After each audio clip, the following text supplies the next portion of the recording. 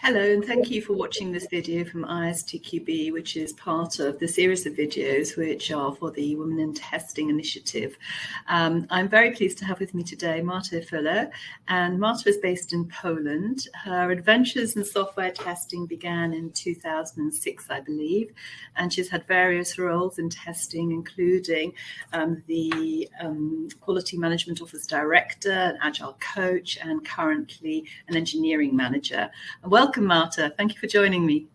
It's a pleasure to join you. Thank you very much for the invitation. Marta, we've had some fantastic interviews in this series, and we've been looking at sharing experiences, challenges, obstacles that women in testing have faced. We've had a great series of events with women from around the world, sharing sometimes similar experiences and challenges, but often we're finding that there might be different things which I know some of the people who've been watching have found really inspiring. So I'm very much looking forward to chatting to you today. Tell me a little bit about how you fell into software testing. We spoke earlier and you were telling me that you actually did a degree in physics, which is perhaps not something a lot of women would do in the first instance. So first of all, there were a lot of women where I studied. So I switched the university in the middle, and on both of them I had a lot of women. So, I always had this environment that everything was open, everything is achievable for everyone. When I get back, it's like when you study physics, first what you do for the first 3 years, you learn math. But you learn math because it's a language of physicists, but at the same time, it helps you to grow your logic thinking and so on and so on. And even when you study physics, I'm pretty sure it's the same, more or less the same program within the countries. You have some computer science, you have some programming languages, the technologies and so on. What is helpful for me, even till now, is that I understand how the computers work in the background, how they really work from the perspective of the electricity of the memory and so on and so on. So this is helpful, and this is something that people have only when they studied either computer science, physics, or anything else, the tech studies. And when I was on the second year of studies in Wrocław, the prices for everything, apartments, rentals, food, and so on, grow that much that I had to look for a job. For my parents, it was not enough, not enough money they could give me to support me when I moved here. And, I was catching those jobs that you do when you're studying, selling something, being there, something, the gap between the work. And my best friend from Aikido, actually, he mentioned he was a project manager in an IT company, and he saw how I, work with the computer for my studies, how I do stuff. He said, Marta, I think you would be pretty good software tester. And, in 2006, and it was February when I started, there was not much information in the internet in Polish about software testing in general. It was even hard to have a description in a contract because it was not existing here. There were people hired, of course, but only by big companies, or they were doing software testing, but they did not know this is how it's called. And of course, if their English was good enough, and when they thought about looking for information in English, then it was a lot easier. So it was a reality I had to create for myself in Wrocław, because it's not the biggest town in Poland. It's one of big ones, but not the biggest one. It's not the capital. So with the time, I grew within this first positions, first things, trying to study on day studies and work at the same time. So this is one of the things that was a little bit different for me, because it was second year of my studies, so I worked almost full time till the end of my studies. That extended a little bit, but still within the normal time frames. So when I finished, I already had 4 years of experience. So I had master degree in physics and 4 years experience being a software tester, more or less, in Wrocław. So I could choose which path I would like to follow. And being a physicist and optometrist, I could choose temporary contract with half of the salary I could have with permanent contract and salary in IT. And something that I like, right? So one of the, I think, good decisions I made, but pure luck. And did you stay with the company that you were working with during your studies for quite a long time then, or did you find the permanent job then? So I stayed with them for a little bit over a year. So after the time, they organized 24/7 support because those people had to do something where they were when they were waiting for stuff. They decided that they will do testing in their meantime. So my position was obsolete. I could either join the support, and because of the studies, I couldn't. So I was looking for other options, and thankfully in Wrocław, that was the moment of big boom for IT companies to show. So it wasn't that hard to find another positions, and also from tax positions, it's good to, and it's easier for companies to hire students. So I had some advantages of not need of permanent contract and some tax regulations that at that time was really helpful to continue my journey. I had one moment of doubt when I lost job in software testing, and it's not often I'm saying it out loud.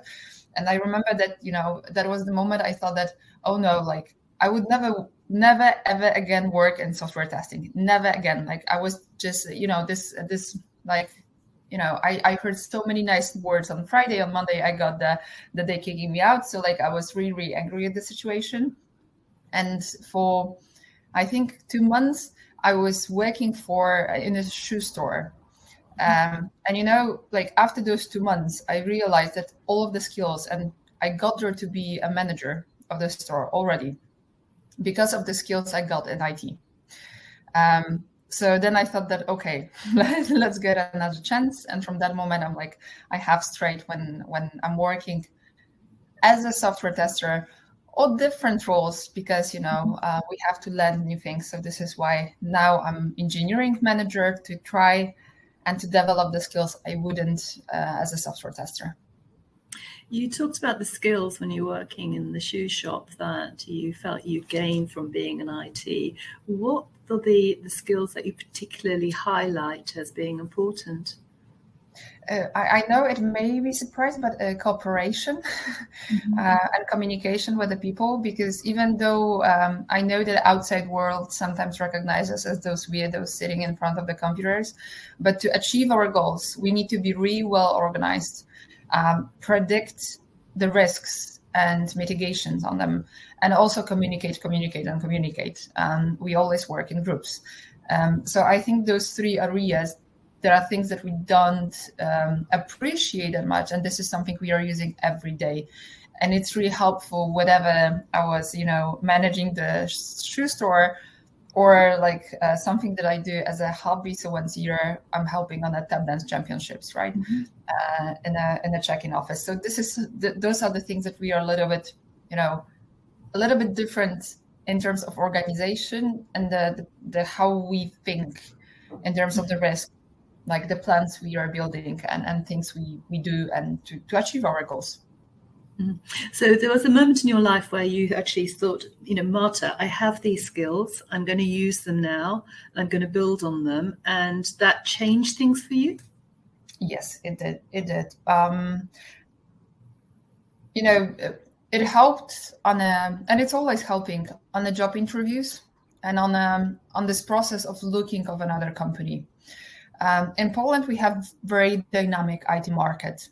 It is possible to work in some companies for a really long time, but Wrocław, it's very specific. We have a lot of software houses here. And, in software houses, you live a little bit from project to project. They can, be there for a quarter, a year, or 2 years. In most cases, 2 years to 3 years. And after those 3 years or 2 years, when you end a project, you need to think what's next. And then either you're looking for another project within the company, if there is any option, or if not, you need to look for another company. And I think that this mindset, that those are the skills that I have, those are the skills that I would like to grow, or those are the things that I'm good at, like cooperation with people, for example, in my case. and that I need people to work with. Those are the things that help me a lot to choose the companies I would like to work with, and what positions I would like to work with, what is important for me to sometimes say yes or no during the job interviews. And just 20 minutes ago, I was talking with one man from my current work, that job interview is a place not only for a company to find an employee, but also for those people, the candidates, to check if the company is what they expect. And the mindset, the other people, the goals, the values, and it's something that from that moment in my life when I decided this is what I would like to focus on, all the next job interviews I had, they were always conversations, not interviews. And I think this is the nicest thing that happened. That's really interesting, isn't it? As a woman in testing, speaking to other women who might be watching, how do you become good at that conversational interview as opposed to the old-fashioned, if that's the right way of putting it, the old-fashioned type interview process? How can you steer it in that direction? I would say preparation, and be open for it. Like preparation in terms of get information about the companies and from the people that work there. This is the best thing, because there can be a lot of things online, but also it's worth to, in your network, find someone that is working there to give you some tips, and to get to know people that you will have this interview with, and also this practice that you can have with your friends or with people from your professional network. You can always ask someone like, "Hey, hi, come on, could you do a tryout interview with me?" Mm-hmm. And if someone asks me the same, Marta, can you help me? My friend would like to, but practice. I always say yes. It's not a problem. And I think helping each other, it's a huge, and it's the greatest thing in testing community around the world, and especially here in Poland, that we are really open to help each other. And throughout your career, how important was it to have a mentor and somebody who you could share ideas with, and someone to help you grow and focus on your strengths and maybe develop some of those weaknesses? I think I'm lucky that I have I had some amazing leaders, managers in my past and present as well, that I can have this cooperation and I can learn from a lot of role models, from and a lot of women and men. So I don't treat the gender as something that separates them, but you start with the first woman you look at, and in my case, it's my mom that was working whole life, and is doing amazing things, organizing a lot of stuff. And she put in my head that you can achieve anything, you just need to work hard. So she's always there for me, and there are tons and tons of people like that. And that's why I said that community, especially in Poland, because we have group on Facebook. That it's over 40,000 people, and it's group about software testing. This is actually testowania oprogramowania. This is the name of it. And if you have a question, if you need help, if you need support, you just write down, and there are tons of people that will help. The same there was a moment when meetups appeared in Poland. It was several years ago, and in every bigger town you have a community of software testers, quality assurance oriented people that are joining, helping each other, and we built a lot of friendships across this. So this is how I met some of the people I know, that later on we decided, let's do a conference in our town. And this is how it started 8 years ago. This is the 7th edition we are preparing right now. So with a group of friends that we met across different companies, different places, girlfriends and boyfriends that joined in the meantime, as volunteers and so on. So this is how it works. And you take those friendships, and I know, like, even though I have a group on Slack with the people that I copied something that I was invited to, so I was and thank you very much for that. I was invited for European retreat, and I copied this idea to Poland. So like every year we are meeting with a group of around between 12 to 15 people from different parts of Poland. Like like a lot of us are speakers on the conferences, organizers or something. And this is something that, it's each other. And it grows even more because of the pandemic, that we needed this support from different areas and different ideas what to do next. And I know that I have a big group of people I can count on. Like if I would say that, I don't like it, I need another job, that I can just say it and they will like give me some tips how to do it. If I would ask for help, for sure I will receive it. And I think it works the same. And that each one of us is not only open for others, but also it's willing to invest our own time into it. Yes, I think a support network, being able to meet up with like-minded people is really important. I do think for women, we do benefit hugely from having that type of network around us.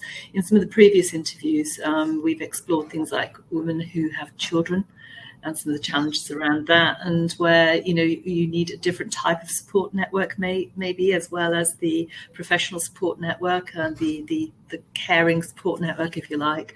And I do think it brings a lot of advantages and benefits to have that. You spoke a little bit earlier about the conversation with potential employers, which really intrigues me. And one of the things you said was, try to identify about the culture of the organization. One of the discussions that I've had with some of the women involved in the Women Testing Initiative is about the gender biases, the cultural biases that sometimes they find in organizations. And I know we explored this a little bit when we were chatting recently, and you highlighted that perhaps there were biases with regard to gender, but also perhaps age. And I'd just like to explore that a little bit more with you. And, what were the challenges, perhaps? What were the types of biases that you saw, and how did you overcome them? So, gender bias, this is something that we meet every day, and something that we struggle with now in Poland and in IT is when the companies want to have those rules that 50-50 women or hire as many women on a positions, and this is something that can be harmful for us, because then men that are hired for those companies, they assume that that our technical skills were not good enough, that we just got to those positions because we are women. This is why, like, during the interviews, I'm asking what is their approach, because if they straightforward telling me that, oh, we want to hire you because you're a woman, then I ask them, like, okay, so how you will, like, what are your rules that you set for this interview to, where is your line between, like, how weak can I be compared to the best man you will have there, and that you will still pick me, and why? And of course, this is a little bit different in the conversation, but this is something that is happening. But as you mentioned, Debbie, like, something that I'm facing, and it's normal, I'm facing it almost every day, is that age bias, because in Poland the IT market worked in a little bit different way. As I already mentioned, I worked in software houses. I started in 2006. I was in the second years of my studies, so I was 19 because I was born in December. So of course it's natural, and I was like really dynamically full involved into testing for at least 10 years, like, sometimes 2 jobs at the same time, out of like 3-4 projects, just testing and working on it.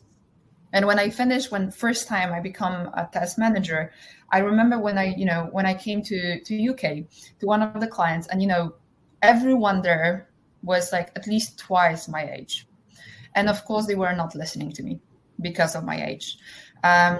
And this is something that like, we are facing a lot. The same when even when we have skills, when people look at us and like, and oh, you're young, you can wait. There are older people that stayed here for years. For me, because of the situation, I was switching the companies. So I heard the same, like, we cannot, promote you because you're not long enough in organization. Even though, I put a lot of effort into it and bring a lot of value, it's like, you're not long enough. We would prefer to promote someone that is longer. And this is really often is happening. And I never thought about it till the moment when the thing happens. So first, my friend, he grows a beard, and he told me that he did it because his coach suggested it and that he would look older. And just after that, he was promoted. And of course, he looked older with a beard, and he's really smiling person. So it's fun to see him like that. And he said that he don't even remember right now how he looked without it. But this is something that gave him build this professional appearance that he really, really needed for the meetings, and especially in online world. So that was the first slide in my head. And then I started working for Ukrainian company. And in Ukraine, if people know, they just have different educational system. So they're 16 when they start study, so they're 21 when they finish with master degree. I was 23. So it's natural that the women I work with, they were really, really young in terms of age, but they had the years of experience. They were just young with the age. And it's the moment you have to switch something in your brain that Eastern Europeans start work earlier. We can't afford a gap year. We can't afford being, slow. We just can't afford doing it. Majority of us, we just really need to hard work for the things we are doing. So we can look young or be younger than others in different countries. And majority of us are the same age, more or less. Yeah, it's a really interesting one, isn't it? It's a discussion that I've had with several people about, what is experience? How do you define experience? And also it's about what people can do in the workplace, about bringing new ideas and new thinking. And, sometimes that's really what's going to make a difference to innovation and moving forward. So not necessarily always the oldest person in the company who should have those promotions, perhaps. So thinking about women who are watching this recording, perhaps, what would you say they should consider in order to really promote themselves and get themselves noticed in an organization? So, I would go back to some really, really old technique first. So take a piece of paper and a pen. It's important to put it on the paper and put the things that you're good at and that you're proud of, and that build this feeling of achievement when you're doing it. The things that motivates you on Monday morning to wake up and open laptop and start work, because those are your strengths. Then I would suggest to ask your coworkers and your friends, what they think, what is the, this one thing that they recognize that you're good at. Just ask them for one thing. And out of that, you will have certain picture of how people persuade you. And, you can fight with this picture or you can accept it. You can, at least you will have information. And this is something that you can build at. I can give you example, how I did it. So I'm pretty tall as for women. So in Poland, because I have 176 centimeters. So, I won't hide in the office. I'm pretty big and tall compared to other women in the office, right? So you would constantly see me in the office. So, I built this mindset that I don't need to be shy, because either way people will recognize me. They will, remember me because I'm pretty big and tall. So of course they will remember me, right? And then one of the great tips I got when I was from my friend at this first job as a software tester, he taught me, that I should always have 3 salaries. Because if I have 3 salaries in my savings, I can live out of 6 months in which I will get another job. But then I can always stay true to myself. And he knew that I like to, say things what I'm thinking, like say it out loud. So it was extremely helpful to build it, these 3 salaries at least. And I always have it, as a background. But, every year or every 2 years, I'm making this piece of paper for myself. And I'm like, especially when I'm starting new position in a new company, or even like being promoted for that same company, I'm making a list what things I want to stay strong about, and like things that build myself, how I would like to be seen by others, and things that I want to achieve. And I'm like trying to find a way, because in every organization it's a little bit different, how to achieve it and, stay true to myself within this.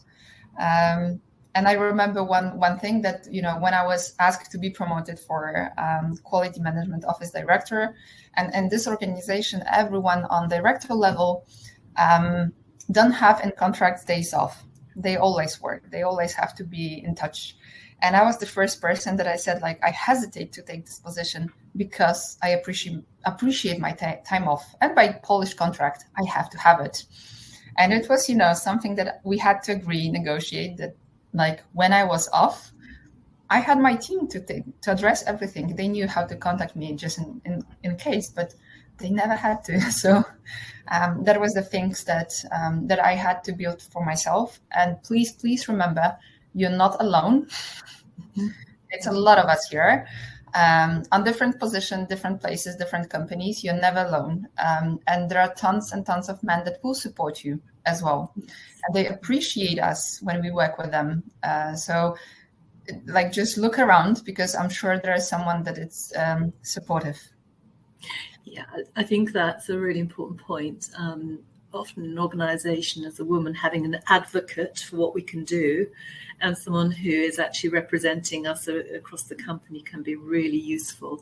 So my advice is always, if you do find somebody who's willing to do that for you, build up a good, strong relationship, because it can be very, very rewarding.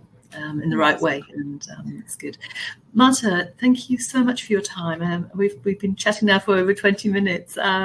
Really great to have this chance to speak to you and hear about your story. Anyone who's watching, please do comment in the ISGQB social media channels and share your thoughts. Marta, thank you ever so much. Thank you. It was a pleasure. Thank you very much.